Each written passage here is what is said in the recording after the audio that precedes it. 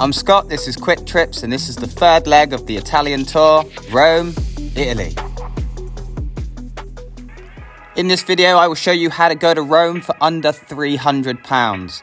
Now, I did get a train from Montepulciano in the previous video, but you could get a flight for the same cost, so get on Google Flights. Let's go to Rome. So this was the train I did take, and it cost me a whopping £14.90. From Montepulciano in the previous video. There was no strikes. This is Italian trains, not English ones. So Roma Termini is the main train station in Rome, and it was conveniently 2 minutes away from my hotel. Hotel Carrot, or Corot. I don't know how to say it really. Very convenient in location. This is the outside of the hotel. Now it doesn't look that glamorous. It's not a Hilton or anything, but we are on a budget, don't forget. As like any holiday destination, I dropped off my bags and went straight out. First is the Spanish Steps. 28-minute walk from the hotel. Now you can get a metro, but I wanted to take the scenic route. It's up to you. Save your legs if you must, but the city is quite convenient and you can walk around it.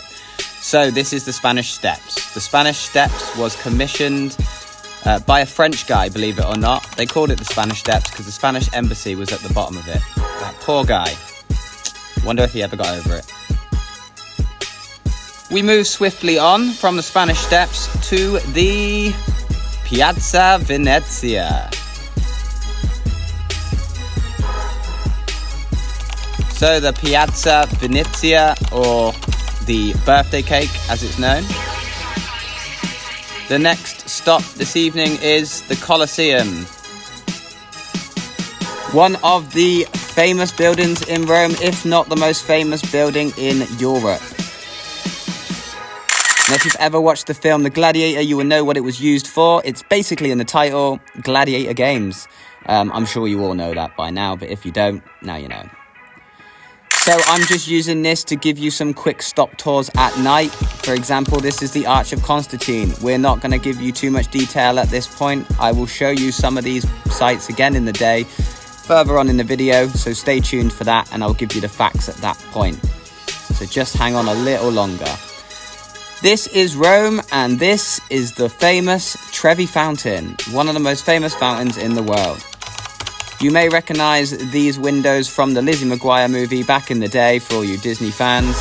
Imagine how much that school trip must have cost to stay there. I'm miles away from here, and I can't afford that. Gelato at the fountain. So the next morning I woke up and thought I'd get some breakfast. Now, I said to you in the daytime I'll give you some facts, so here's your first one. If you order a cappuccino after 11 a.m. in Italy, they will look at you like you're insane. It's cappuccinos and then it's espressos. So we're moving on to the, drumroll, Piazza del Popolo. Sorry for the accent, but I do believe it's getting better with every video. We're back at the Piazza Venezia, but in the daytime. So this is in the heart of Rome, and it's where 4 of the major roads meet. There is a lot of traffic and congestion, and it is hilarious because there's no indicating and they just cut each other up. So I would stand there and just watch the traffic for a minute. So this is the rooftop deck of the Piazza Venezia, and you can see the whole of Rome. And just to your right, 10-minute walk, there is the Colosseum. We are going to head there now and do the Colosseum and Roman Forum tour. Now, I booked this on Get Your Guide, I believe. So I don't want to give you too much information on this section because I don't want to ruin it when you come to Rome and have a look yourself. The Roman Forum was basically used as the first marketplace to trade. And yeah, there's loads and loads of decent architectural sites to look at. So I would definitely recommend it. This was my tour and my tour guide giving us all the facts and information. You can book an entrance at a cheaper price where you don't get the tour guide, but I do recommend it because there is a lot of stuff you just wouldn't have known, and it's really interesting, to be honest.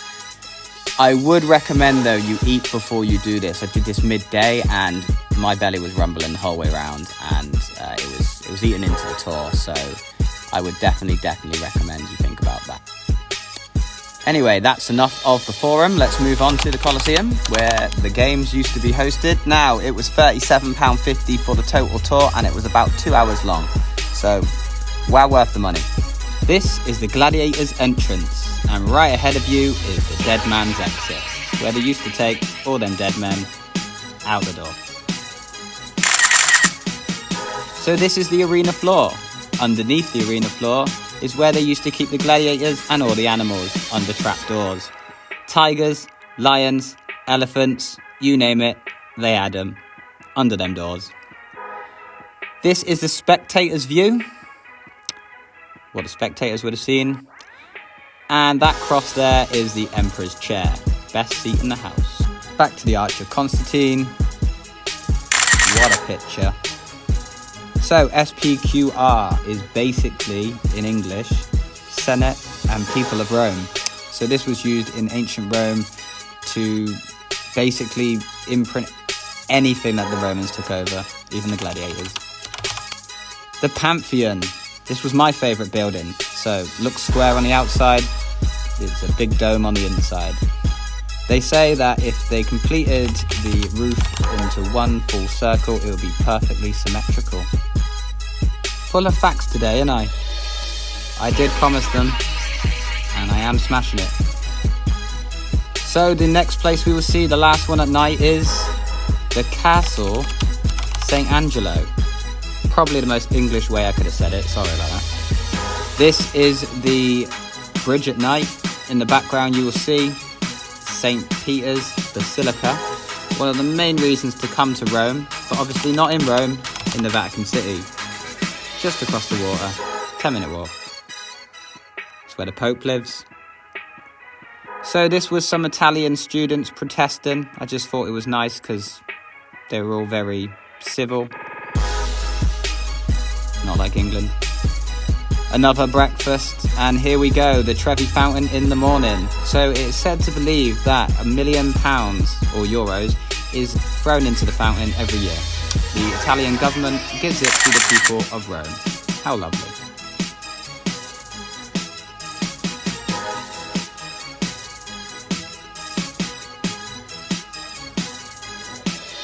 This is the Piazza Navona. Has 3 main fountains, each representing different things. I believe this one was... yeah, I can't even remember, sorry. You'll have to Google that one.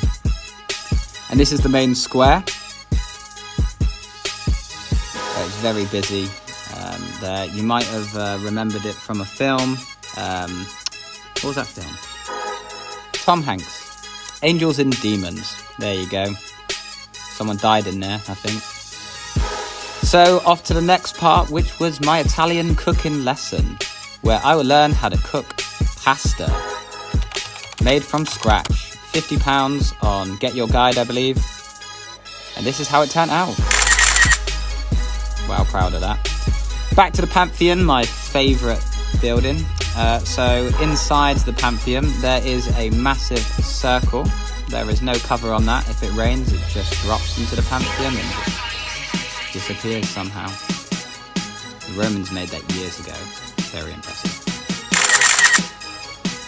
So a few things you may want to see. The Colosseum, the Pantheon, the Trevi Fountain, Piazza Navona, St. Peter's Basilica, Castle St. Angelo, Spanish Steps, Piazza Venezia, and Piazza del Popolo. And they're all free. Recap. The train was $14.90, the hotel was $193, the cooking class was $50, the Colosseum tour was $37.50, all worth it for a whopping $292.50. And that's me in Rome. That was our 3rd episode and our Italian tour. If you liked it, like it. If you want to subscribe, subscribe, or just keep watching. Quick trip.